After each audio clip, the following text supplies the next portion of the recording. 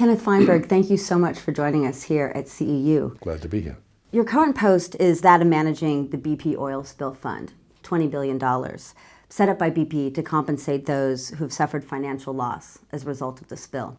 So your detractors have said that the BP fund adjudication process is opaque. Others have questioned your independence. You've said that you don't want the BP disaster to be another Exxon Valdez oil spill with decades of litigation. But one of the questions is, aren't the courts designed to provide a measure of transparency and independence required in negotiating complex cases? I think that's right. I think the courts are. I think that the BP oil spill fund is a rare exception to the courts. And the courts are, in the United States certainly, the venue for resolving these disputes. Every once in a while, there is a disaster in the United States of such magnitude, so pervasive, that policymakers decide we better do it differently. Now that happened with BP, the worst environmental disaster in American history, and policymakers, not me, it was the administration and BP decided, let's set up a special fund. And I think it was the right thing to do, but I agree with the critics that it should not become commonplace. Who do you think a system like this favors more? Governments, corporations, or the public? Because it seems like there's such a delicate balance that you're in a particular... It's a very delicate balance. I wouldn't say it favors one or more. It favors corporations. BP is trying to corral as many claims as it can through this facility to avoid litigation. It favors the public because anybody who has a valid claim need not wait years and years for litigation. They have a readily available $5.5 billion distributed in the very first year. There hasn't even been a trial in the first year in the case. So that's an option. And the public, I think, benefits by seeing that there is a solution, that solution is designed and implemented quickly and efficiently.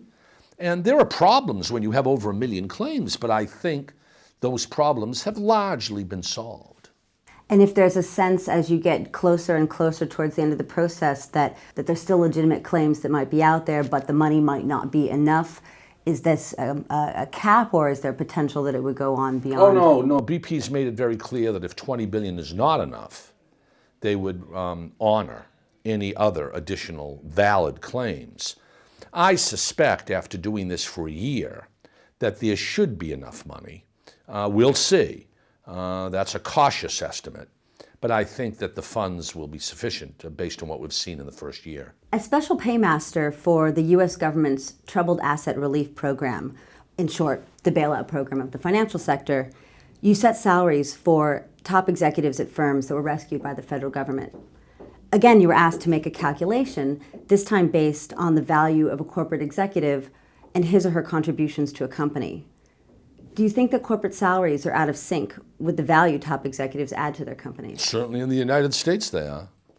And I'll bet you it's the same over here. I mean, in the United States, we have seen in the last 30 years a growing gap between what high-end corporate officials make and the rest of the company and the employees. And I think that gap continues to expand beyond acceptable limits. My role, very limited. Congress passed a law giving me authority to set corporate pay, but only for 175 people in 7 companies. It wasn't as if I had a real pervasive impact on this. Do CEOs deserve some of the public anger that's being directed their way, most recently during the Occupy Wall Street protests in New York? Yeah, I think that the CEOs are the victims of a populist outrage at what's transpired over the last few years, a rather unique type of economic turndown in the history of the United States, certainly. And I think that CEOs and companies should expect more of this. You're here at CEU for a series of executive seminars with people from around the region and around the globe. As an institution, CEU is devoted to the promotion of open societies. And with our new School of Public Policy and International Affairs, we're looking to train tomorrow's leaders in the public sector. You've seen the consequences of reckless and human-made crises. What can these future leaders do to prevent or to manage these crises in the future? I would say this. I would say no matter what country you're from or what region of the world you're from, if you don't have in a society an independent rule of law, if you don't have a blueprint in place to prevent harm, and once the harm occurs, to determine fault and compensation, then you're only one step removed from the jungle. I think the rule of law is critical. I think an independent judiciary is critical.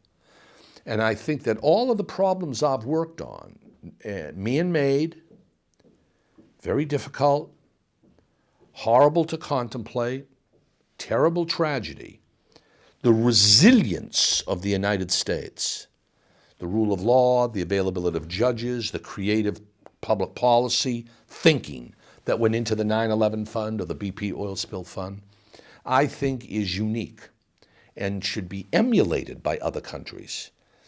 But I think that if you don't have an independent rule of law that is respected, that is credible, that will be implemented, it's very, very difficult.